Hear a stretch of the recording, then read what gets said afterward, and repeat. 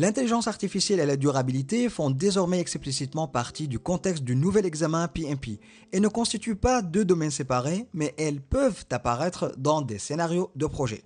Dans cette vidéo, nous allons voir ce qu'il faut réellement comprendre sans inventer une liste de notions que PMI n'a pas publiée.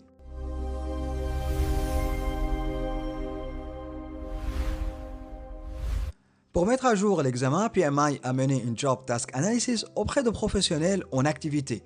L'intelligence artificielle et la durabilité ont été utilisées comme données d'entrée de cette étude afin de vérifier leur lien avec les tâches réellement exercées par les chefs de projet.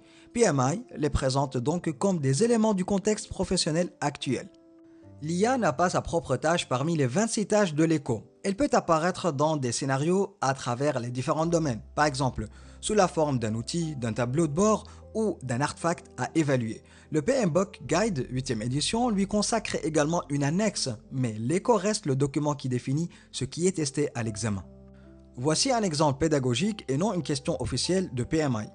Une IA propose une estimation de planning très différente du jugement d'experts de l'équipe. La bonne attitude consiste à vérifier les données, les hypothèses, les limites et les risques de la recommandation. Puis, à la comparer avec l'expertise de l'équipe.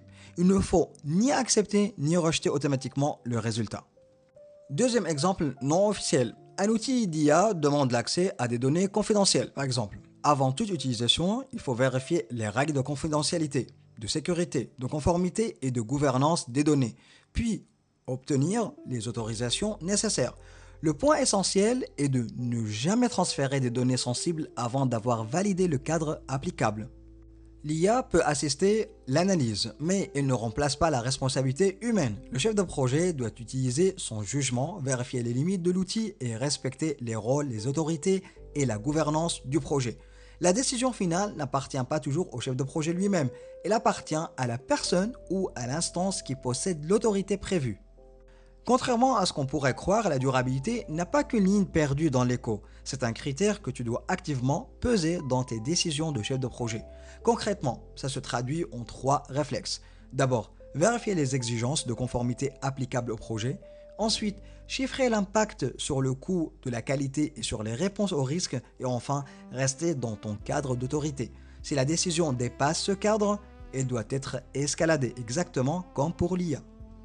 PMI ne publie pas de liste officielle de technologies d'IA à mémoriser pour le PMP. Prépare-toi donc plutôt à évaluer 4 dimensions: la pertinence et les limites de l'outil, la qualité des données et les biais possibles, la confidentialité et la sécurité, enfin la transparence, la traçabilité et la gouvernance des décisions. C'est cette capacité de jugement contextualisée que les scénarios cherchent à évaluer. Merci d'avoir suivi cette présentation. Si cette série sur l'examen PMP 2026 t'a aidé, abonne-toi pour ne rien manquer de la suite. Tu trouveras dans la description l'éco officiel ainsi que mes ressources complémentaires. N'hésitez pas à poser tes questions en commentaire.